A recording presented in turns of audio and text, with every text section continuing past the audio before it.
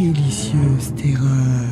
Délicieuse terreur, l'émission qui vous fait mourir de peur sans jamais vous tuer. Miroir, une histoire écrite et racontée par Laurette et mise en onde par Monsieur Jérémy Lucas.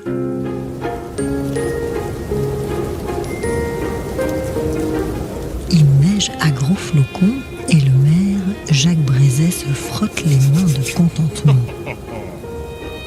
L'or blanc dégringole sur le flanc des montagnes avoisinantes. Non pas qu'il apprécie particulièrement la beauté du paysage immaculé, mais à ce moment précis, il évalue avec avidité les flots de monnaie sonnante et trébuchante qui affluent déjà sur sa commune, alors que la saison d'hiver débute à peine.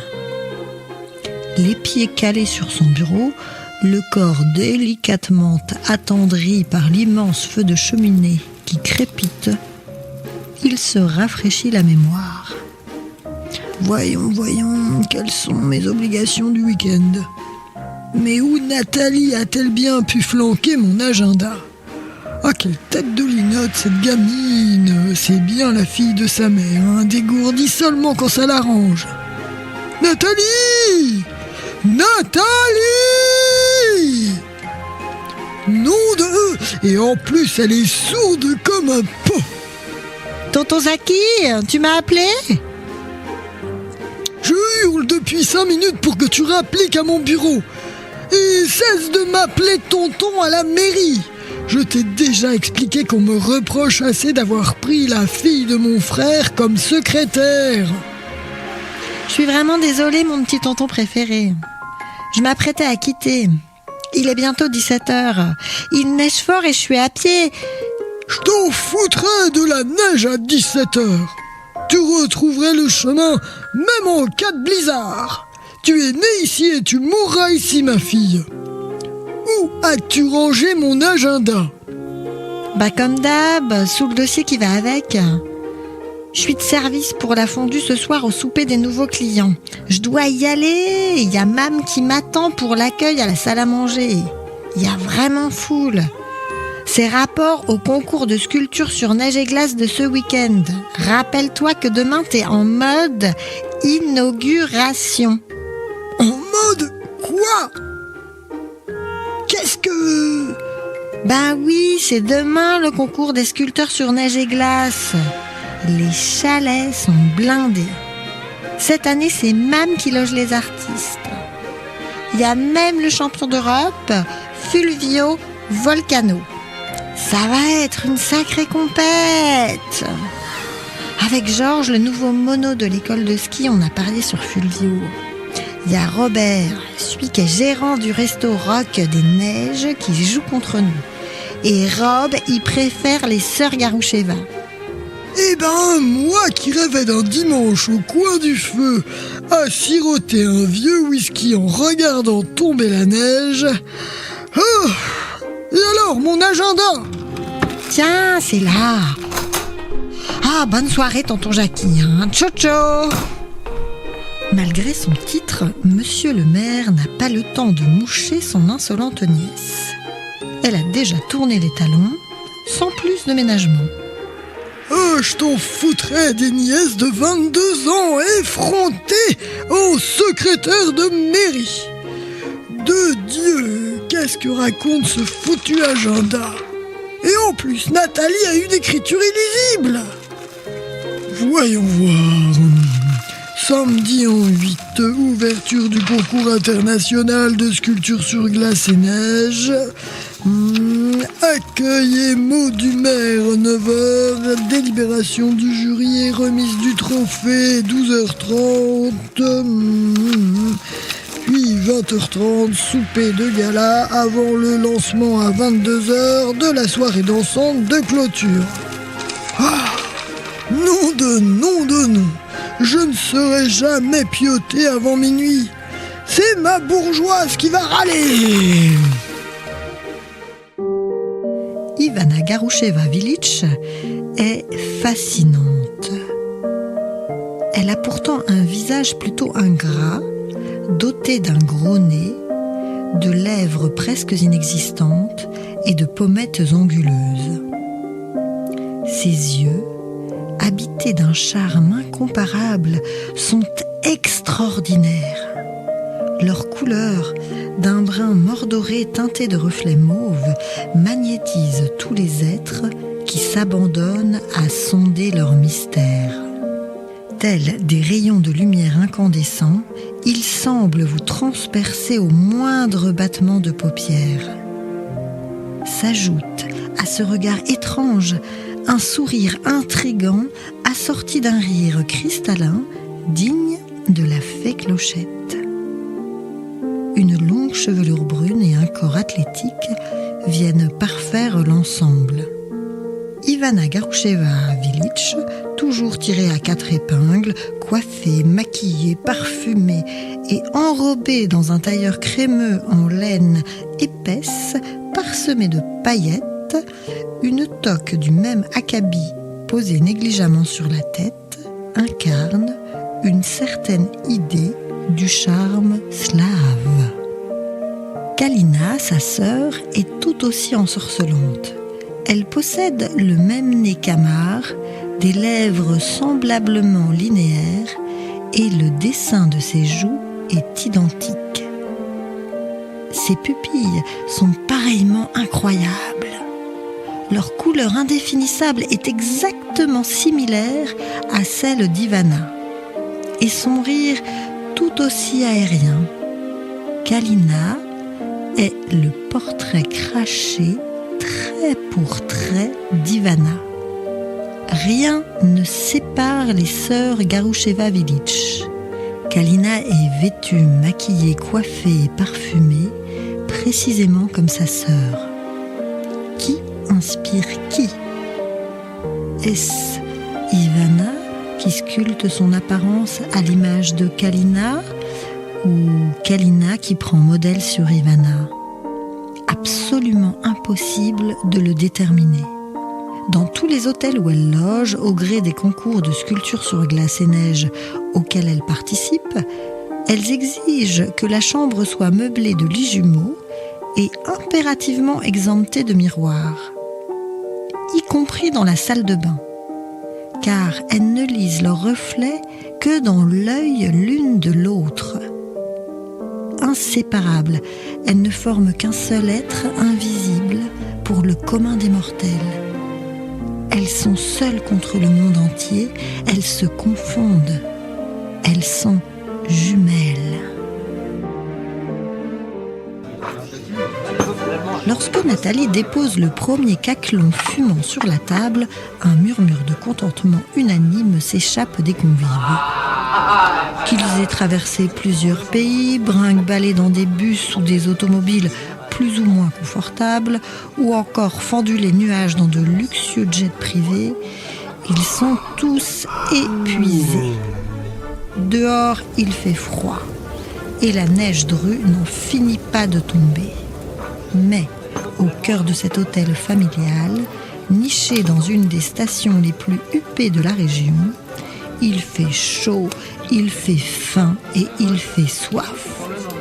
Et à ce moment, toutes et tous n'aspirent qu'à une seule chose, savourer la bonne chair, boire et se détendre et profiter avant le grand branle-bas de combat du lendemain où chacun devra jouer de ses qualités les plus subtiles de sculpteur et de fin stratège.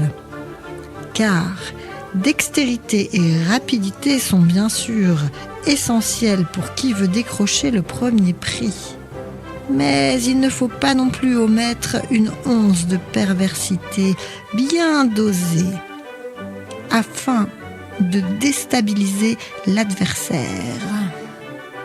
Autour de la grande tablée, chacune et chacun déploie donc l'œil torve, accompagné d'un sourire faussement poli, son sens aigu de l'observation, pour mieux jauger ses rivales. Certains affichent ainsi le masque lisse de l'indifférence, tandis que d'autres miment une gaieté toute feinte. Il y a là Envueta Solamao dos Santos, une Angolaise passionnée par les vastes étendues glacées depuis l'âge de 6 ans. À sa gauche, on découvre Björn Åberg, un Suédois aux yeux tristes et gris de batracien et au 1,90 m imposant. Un peu plus loin, Cosma Wilberger, un Allemand amateur d'excellents vins rouges et non moins alcooliques, est déjà dans un état d'ébriété avancé. Quant à Armand et Élodie Mondolas, un couple de trentenaires haut-savoyards, divorcés à la ville mais toujours unis dans la création, ils complotent. On reconnaît aussi Arnold Fischbach, un Britannique plein de fantaisie qui ne cesse d'afficher des combinaisons de ski toutes plus bariolées les unes que les autres. Et puis, il y a les sœurs Garoucheva-Vilic, impeccables et symétriques. Elles ont le sourire mécanique des poupées Barbie et trempent leur quignon de pain dans le fromage fondu à l'unisson. Lorsque l'une prend la parole, c'est la seconde qui achève sa phrase. Dans une synchronisation parfaite, ni l'une ni l'autre ne détache jamais complètement les yeux de sa moitié. Enfin, Nathalie apporte l'ultime caclon bouillonnant de fromage fondu devant une chaise déserte. « Bon appétit, messieurs, dames !» Fulvio Volcano, le champion italien qui brillait par son absence, entre en scène avec 10 minutes de retard. À son arrivée, toute l'assistance s'interrompt. Sa présence flamboyante force le respect. Ses mains sillonnées de crevasses épaisses sont gigantesques comme des battoirs et racontent à elle seule toute la puissance du colosse. Il a la taille fine et un dos large, saillant de muscles impressionnants. Sa nuque de minotaure est surmontée d'un crâne embrouillé d'une tignasse bouclée et noire qui dévale sur ses épaules. Il s'échappe de son sillage un charme sulfureux et solaire qui sème un trouble aussi inquiétant que délicieux. Fulvio Volcano sait qu'il lui suffit d'apparaître pour subjuguer. Il ne perd d'ailleurs jamais une miette de l'effet qu'il produit sur ses congénères, et en particulier sur les sœurs Garoucheva-Vilic, dont les paires d'yeux et les corps ont en un seul mouvement instinctif convergé vers lui. Conscient de son pouvoir, son intuition le conduit immédiatement à jeter son dévolu sur Kalina. C'est le défi qu'il s'ordonne à lui-même, c'est la bravade qu'il s'impose. Il la veut, et ce désir ne répond à aucune exigence connue de lui, malgré la kyrielle de conquête qu'il compte à son palmarès. C'est comme une évidence qui s'inscrit en lui au-delà de sa propre volonté. Kalina sera à lui. Kalina est déjà à lui. Elle l'aimante irrésistiblement. Pendant tout le souper, une colère froide soûle le cœur d'Ivana. Elle assiste, impuissante et sidérée, à la danse de séduction que joue Fulvio Volcano à sa sœur. Pour la première fois de sa vie, elle se sent abandonnée et littéralement amputée d'une partie d'elle-même. Tandis que le bellâtre déploie en toute impunité des traits de génie pour attirer l'attention de sa bien-aimée. Ivana est spoliée de son âme sœur. Quand Ivana sent le pied gigantesque de Fulvio tenter de caresser le sien sous la table, elle lui décoche un violent coup de talon dans le mollet. Il se mord les lèvres pour ne pas éclater de rire. Cette tentative de dissuasion maladroite l'amuse au plus haut point et ajoute du piment à sa chasse. La proie qu'il convoite vraiment s'appelle Kalina. Et, à la fin des agapes, Ivana fulmine de plus belle, tandis que Kalina minaude comme une adolescente. Et quand Kalina annonce à sa sœur qu'elle s'apprête à visiter le parc de l'hôtel au clair de lune avec Fulvio, Ivana est désespérée. Kalina lui échappe. Rien chez elle n'est plus familier ni prévisible. Kalina est maintenant une étrangère, ingénue et volage, qui disparaît dans la nuit, main dans la main avec Fulvio.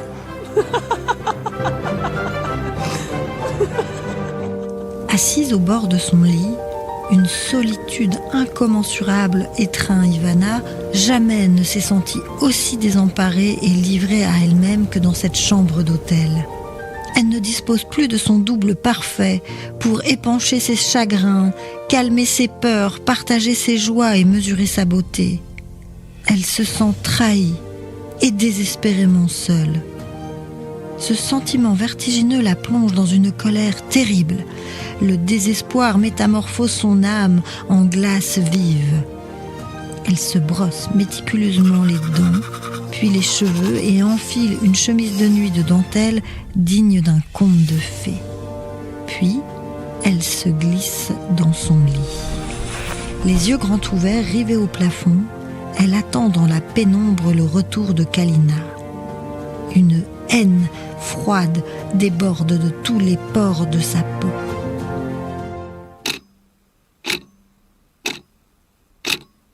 « 3 heures du matin. Ivana, tu dors? Je t'ai réveillée. Ivana. C'est vrai que nous avons toutes les deux le sommeil léger. Alors quoi? Tu es montée dans sa chambre. Kalina transpire la gêne. C'est-à-dire que je n'ai pas vraiment envie de parler. Et pourquoi? D'habitude on se dit tout, ajoute Ivana sur un ton faussement confidentiel. Oui, mais là c'est différent. C'est la première fois que je rencontre un homme comme ça. Un homme comme ça. Ah oui, je veux dire, oh, c'est spécial. Je peux pas t'expliquer, c'est personnel. Personnel. Ce mot blesse comme un poignard le cœur d'Ivana. Ses lèvres se figent en un rictus qu'elle aimerait faire ressembler à un sourire. Et alors quoi? Avec ce Fulvio, qu'est-ce que tu comptes faire?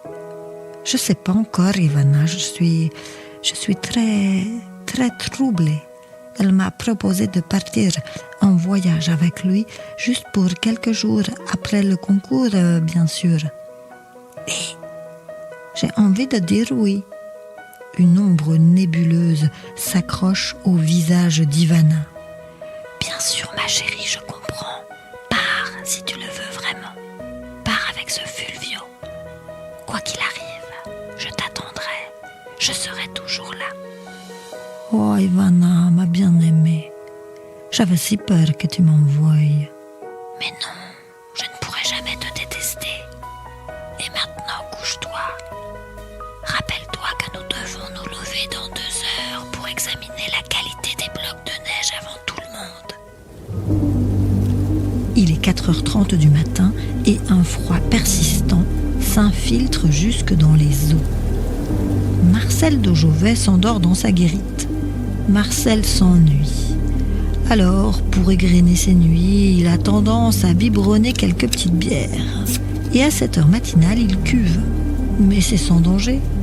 Qui viendrait dérober et par quels moyens 6 énormes blocs de neige glacés au cours de la nuit? Dans 4 heures, les artistes débuteront leur sculpture et Marcel dort profondément, comme tous les villageois. Non, vraiment, personne n'aurait l'idée de subtiliser les 6 monticules immaculés qui trônent sur l'emplacement de chaque concurrent. Le village se tait et Marcel ronfle plus fort. Il ne voit donc pas les 2 charmantes silhouettes qui pénètrent dans le parc.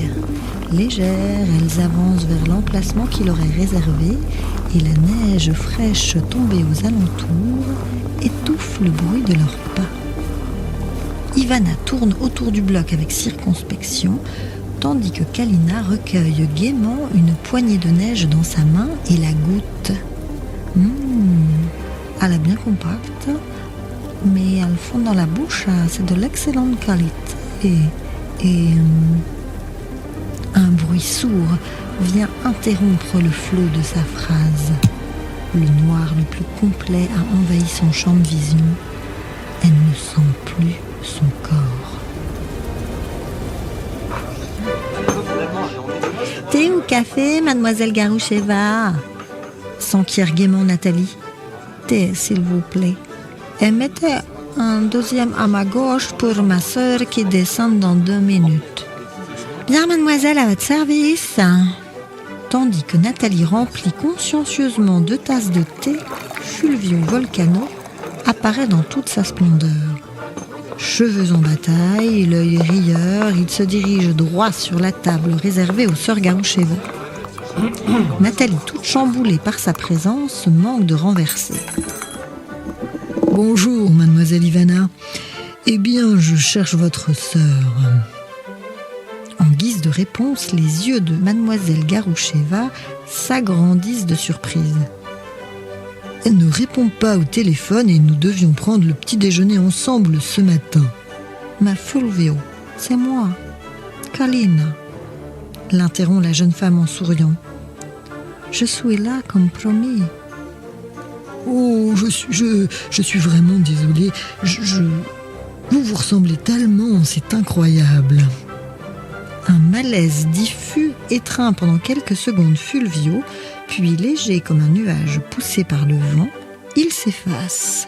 Eh bien, ma douce, puisque ton harpie de sœur n'est pas là, je vais en profiter pour te dire des mots doux. Oh, Fulvio, tu exagères. Ivana est l'être le plus cher à mon cœur, et ce n'est pas une harpie. Tu apprendras à la connaître. Ouais. En attendant, la plus belle et la plus douce des deux, c'est toi. Hein. Nathalie, donnez-moi un ristretto, s'il vous plaît. Jacques Brézet, juché sur son podium, tapote nerveusement du bout des doigts son micro. C'est déjà ça, le matériel fonctionne.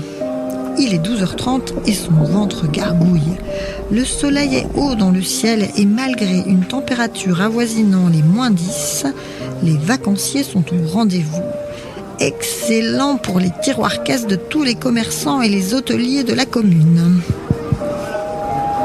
Mesdemoiselles, mesdames, messieurs, tout d'abord, bienvenue à tous nos vacanciers qui, chaque année, apprécient les prouesses créatives de nos sculpteurs venus du froid.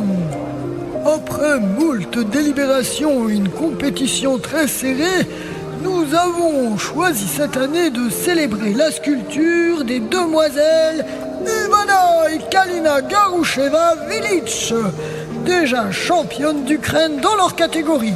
Je vous invite donc à admirer leur magnifique œuvre de neige et de glace produite en seulement 4 heures de temps ce matin.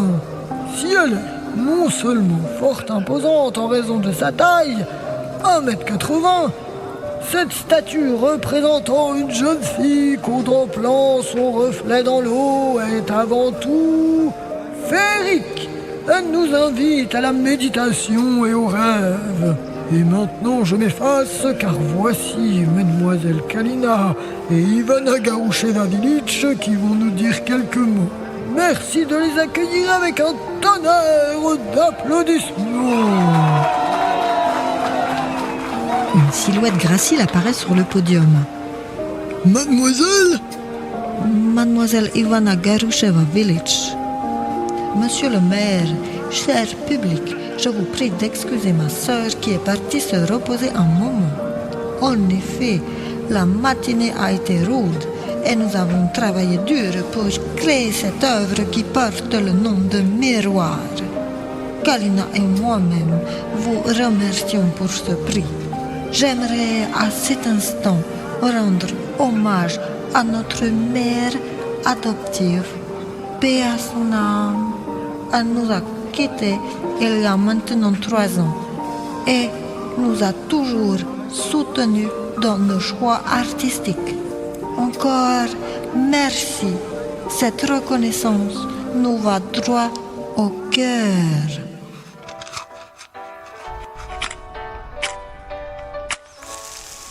Cigarette ? Interroge Fulvio en lui tendant son paquet de gauloises brunes sans filtre. Non, je ne fume pas. Je n'ai jamais fumé. Même pas quand tu étais toute jeune. Non. Et puis ma sœur ne l'aurait pas supporté. Ah, ta sœur, Ivana, bien sûr, encore elle. Cette rabat-joie. Même quand elle n'est pas là, elle est quand même là puisque tu ne parles que d'elle. C'est ma sœur, je l'aime. Tu es toujours d'accord pour partir demain matin avec moi ? Bien sûr. Et ta sœur, tu es prête à la quitter pour moi ? Bien sûr. Bon, elle est très fâchée. C'est pour ça qu'elle est restée à l'hôtel et refuse de participer au dîner et au bal. Tu n'as pas peur, je veux dire, de la quitter, pour moi. Si j'ai peur, mais mon envie elle est plus forte que ma peur. Fulvio expire une bouffée de tabac, puis ferme les yeux. Il semble momentanément perdu dans ses pensées. D'un geste sec, il écrase son mégot. « Viens, mon amour, j'entends que ça joue une valse. Rentrons à l'intérieur, je veux danser. » Kalina sourit et lui emboîte le pas. Nathalie! Quoi, tonton ? Comment ça, quoi? Je t'appelle, tu es ma secrétaire, la secrétaire du maire, et pour la énième fois, cesse de m'appeler tonton au travail. Où est mon agenda? Oh là là, tonton, mais toujours à la même place. Bon, alors, qu'est-ce qui se passe ce week-end? Bah, la fin de la saison d'hiver, pardi. Eh ben, ce samedi, dernier discours, dernière photo, devant la statue de glace des sœurs Garoucheva. Et lundi, pelleteuse pour débarrasser tout ça avant la saison d'été. Il y a quand même peut-être un truc. Ils ont prévu une remontée des températures pas possible ce vendredi. Et donc si ça fond, plus de statues et plus tout le tralala. Bon, on verra si ça fond, c'est pas bien grave. Ça me fera une bonne raison de rester au lit samedi matin. S'il y a bien une chose qu'ils ne font pas ici dans la main des habitants, c'est l'argent des touristes. La saison a été magnifique cet hiver. Allez, file Nathalie, j'ai pas besoin de toi cet après-midi. Merci tonton. Nom d'un chien, c'est merci monsieur le maire.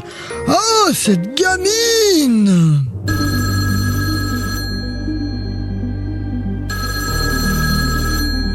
De Dieu, ce téléphone à 7h du matin?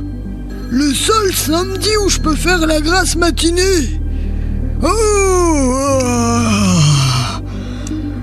Photo et discours annulés pour cause de dérèglement climatique et de remontée fracassante des températures. À cette heure-ci, la statue des sœurs Garoucheva Villitch est devenue un petit tas ridicule de glaçonnets et d'eau. Il n'y a pas de conférence de presse ni rien du tout, je veux dormir.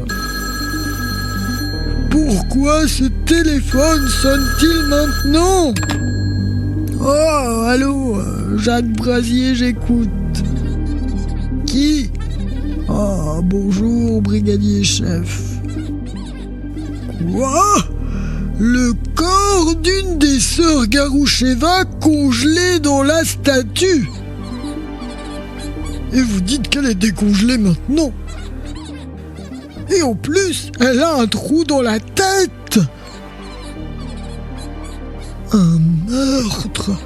Ah bah ça c'est très mauvais pour les porte-monnaies. Ah, j'arrive tout de suite. Jacques Brézet, ou Jackie pour les intimes, le cheveu en bataille, contemple fasciné et répulsé à la fois le corps déglacé de la ravissante demoiselle Garoucheva Villitch. À son côté, Nathalie arrive en renfort et panique légèrement, car déjà 2 journalistes venus de nulle part la pressent de questions. Autour du corps, 3 policiers s'affairent à geler la scène de crime. Mais qui peut bien dormir dans une mare d'eau au milieu des cristaux de glace? Kalina ou Ivana? À vous de deviner.